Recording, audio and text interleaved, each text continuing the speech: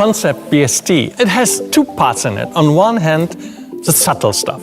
The silver is, of course, a rather classic, non-controversial color. Then we do the subtle thing of, how do you make it that much more beefy and tasty?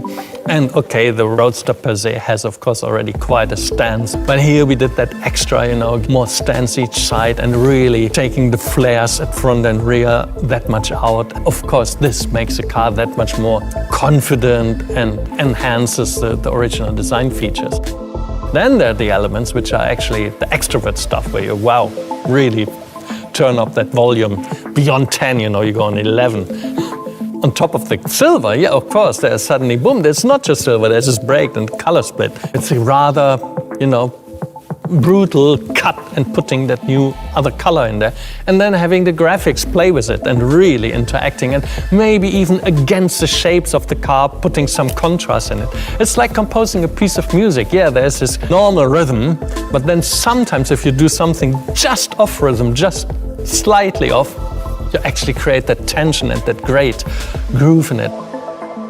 Boom, a spoiler.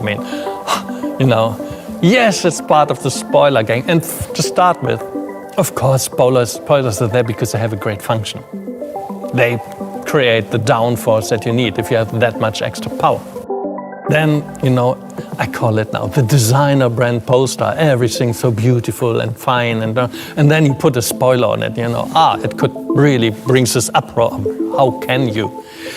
Shouldn't you integrate it? Shouldn't you hide it? And blah, blah, blah. No, that is where I really like that it has that almost, I call it now, ordinary symbol of sports in it. Because again, it's about contrast. It's about doing something naughty.